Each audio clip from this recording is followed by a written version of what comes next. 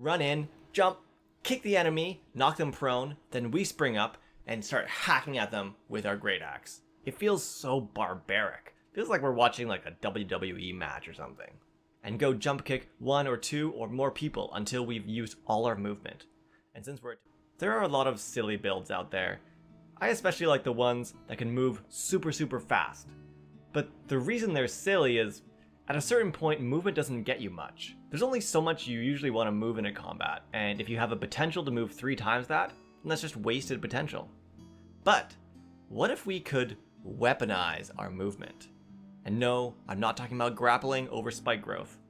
I'm talking jumping. Now this build is based upon an optional rule from Tasha's, where you can fall on another creature and split the damage. Let me read it for you. If a creature falls into the space of a second creature, and neither of them is tiny, the second creature must succeed on a DC 15 Dex saving throw or be impacted by the fallen creature, and any damage resulting from the fall is divided evenly between them. The impacted creature is also knocked prone, unless it is 2 or more sizes larger than the fallen creature. This build will take advantage of that and create a character that will jump up, crash land on an enemy, and then knock them prone and give them a little bit of damage. Potentially even multiple times a turn. But falling on enemies sounds a little lame. Why don't we instead call it a drop kick?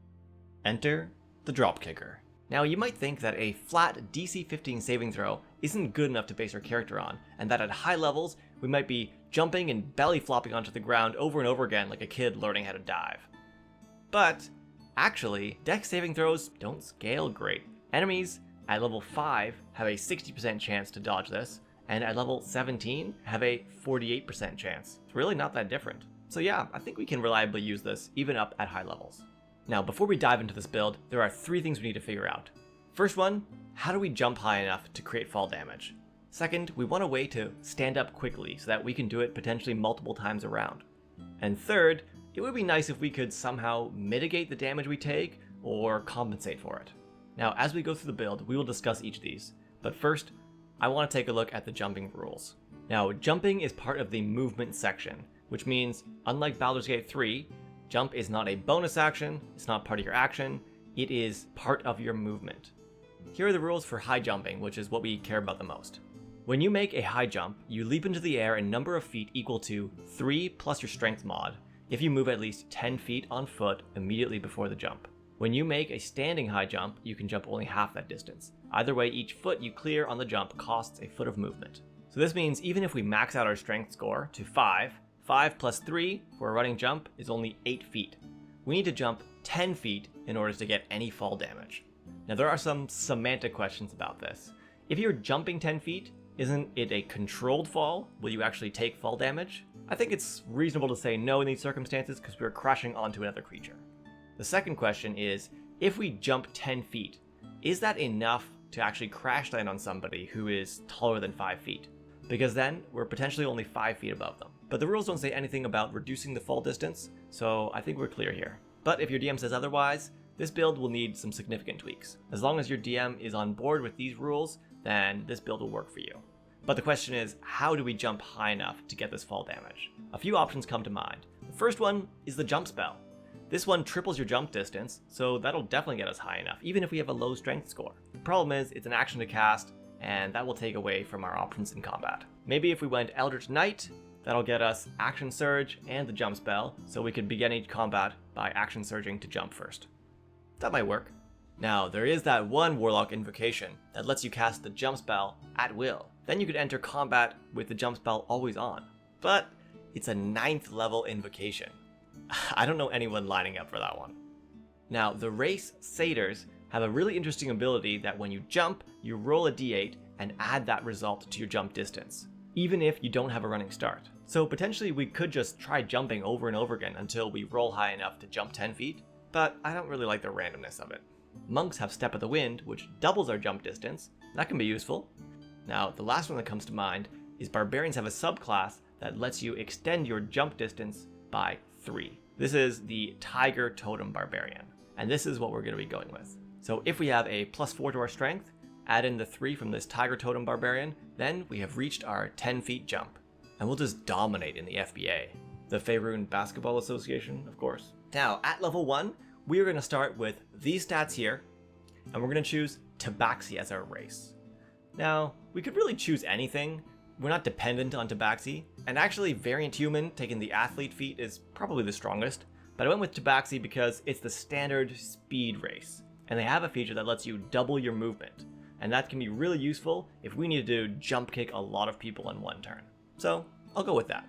Now we start our career as a Barbarian. Barbarians at level 1 get the Rage feature, and this is kind of their key ability. What it does is it gives you bonus to your damage from melee attacks, and it gets you resistance to bludgeoning, piercing, and slashing damage. Full damage is bludgeoning damage. So from here, we have mitigated some of that damage already. Level 2 of Barbarian, we get Reckless attacks. This means when we first attack on our turn, we can choose to be reckless, and all of our attacks are at advantage. But everyone has advantage on their attacks against us.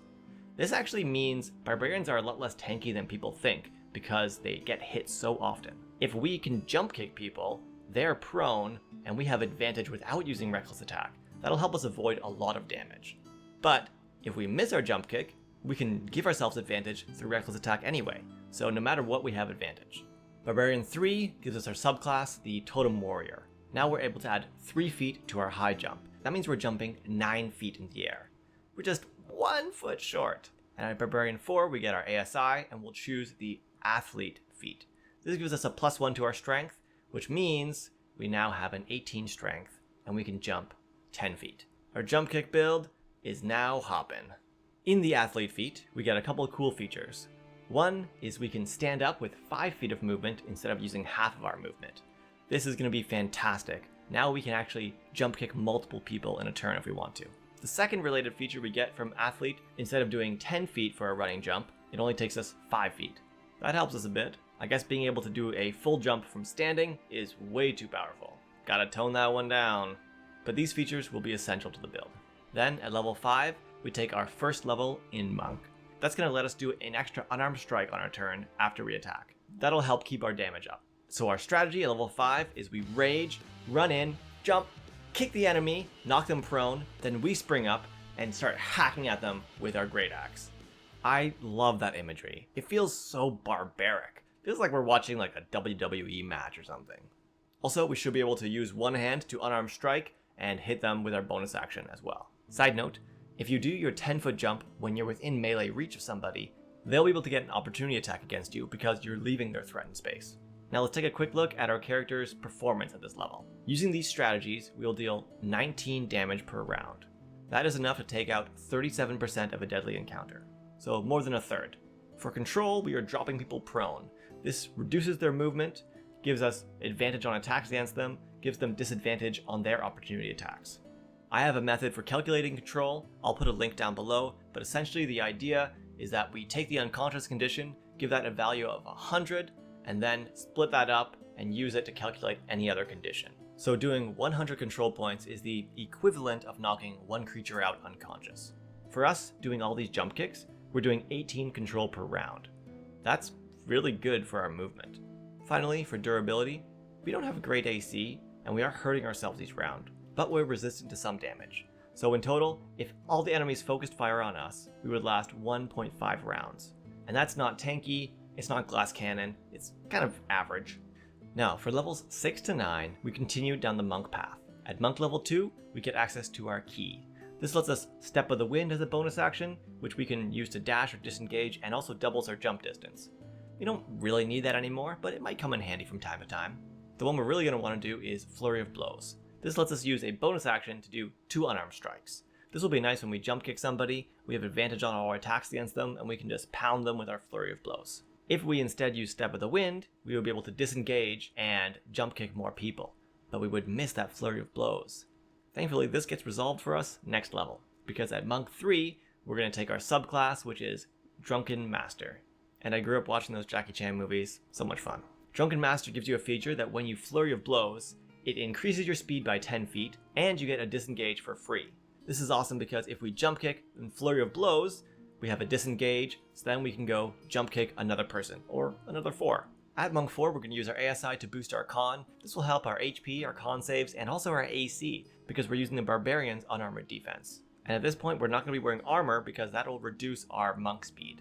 Speaking of, I forgot to mention, at monk 2, we get a boost to our speed. Now we have a base speed of 40, and when we flurry of blows, it's 50. At monk 5, we get extra attack, and this is coming late. Right now, we're at level 9, but because we have that bonus action attack from monk and flurry of blows, it doesn't feel so bad.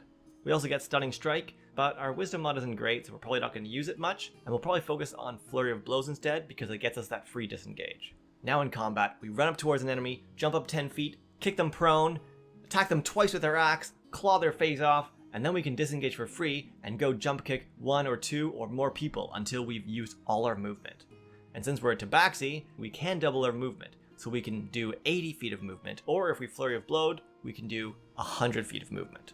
It takes 20 feet of movement to do a full jump kick. That means we can do 5 people. Now, something I do want to talk about is the Monk's Slow Fall feature. We're not actually going to use this because I don't think it applies to reduce our damage, and since we're falling from such a low height and doing it multiple times a turn, it feels like a waste.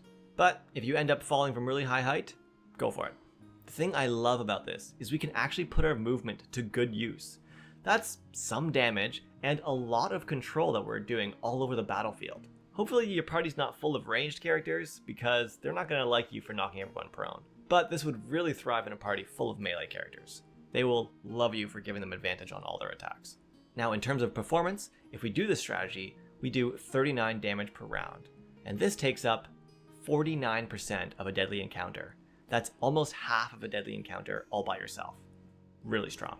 This is technically our peak in terms of damage. So if your campaign is ending around level 9, then you will end on a really high note. It's not so much that it's downhill from here, it's just that we don't have as much boost to our damage from this point on. For control, we are now jump kicking multiple people a turn, and this gives us a control of 46 per round. For a non-caster, this is actually really good control, and we're doing that with just our movement.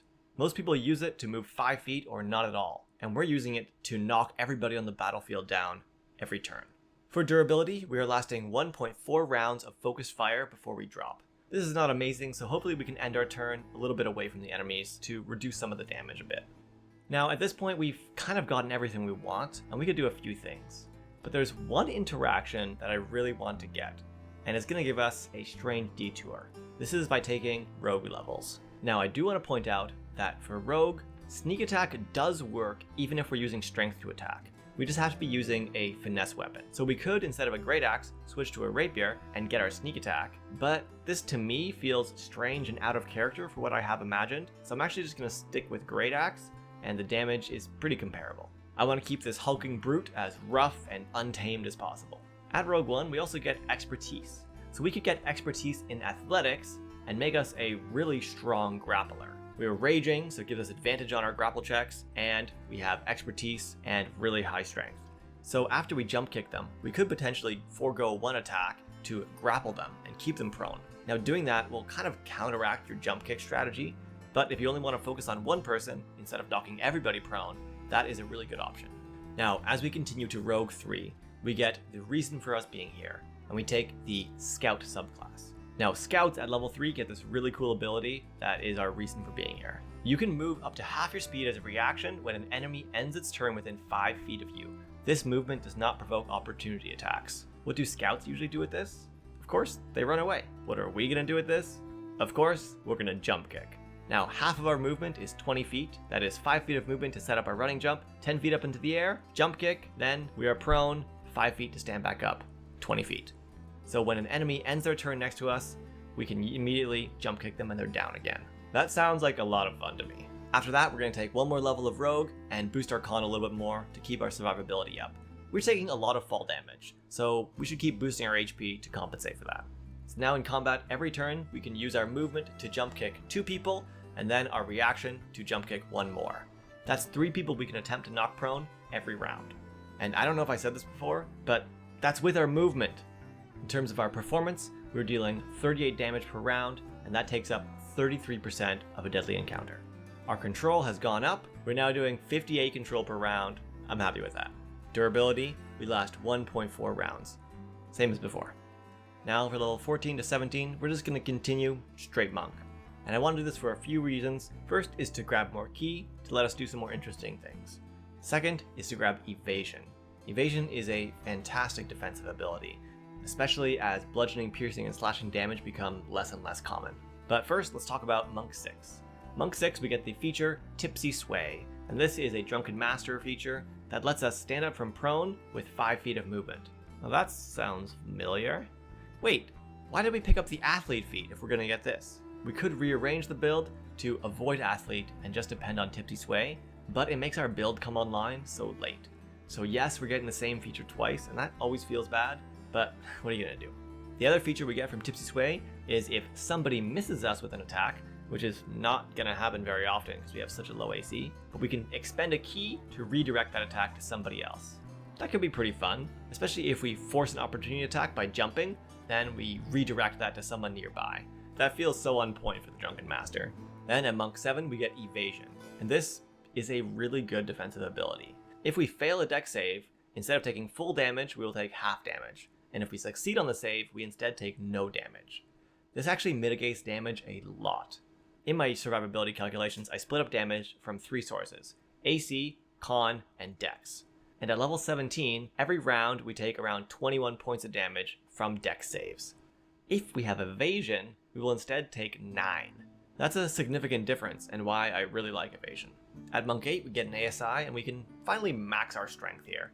We've been getting a lot of defensive abilities, so here it'd be good to boost our offense a little bit, because it's been dropping pretty steadily for a bit. Finally, at Monk 9, we get the really thematic ability to run across liquids or run up vertical surfaces. This means now we can jump kick fishes, and we can jump kick creatures flying in the air. In fact, if you have a vertical surface and you run up that and then you step of the wind, you could actually jump kick somebody that is 60 feet out from that vertical surface. Wow. You run up that wall, jump 60 feet across to kick them out of the sky, they fall prone, plummet to the ground, and then you descend gently beside them using slow fall. That'll be a moment you never forget. So using our same strategies, we now have a DPR of 42, and that takes up 28% of a deadly encounter.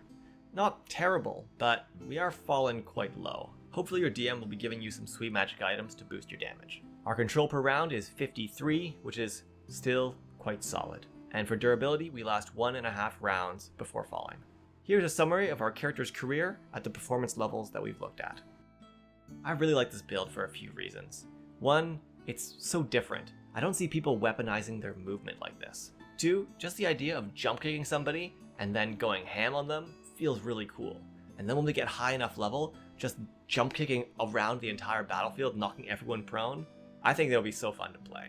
Perhaps with a one-shot, because maybe this is a one-trick pony and it'll get old fast. Hopefully there's enough stuff you can mix up, like grappling, to help you out. It's not like just swinging a great axe as a barbarian is that much more interesting. Now there's some nagging suspicion in the back of my mind that I've missed something, that this build doesn't work at all because of some reason. But I've double checked the rules and it seems to, so if any of you know for a reason that this will not work, let me know in the comments and I did my best. These rules are going to change in a couple months anyway, so have fun with this character while you can. Thanks for coming and watching, and I hope you're having a great day.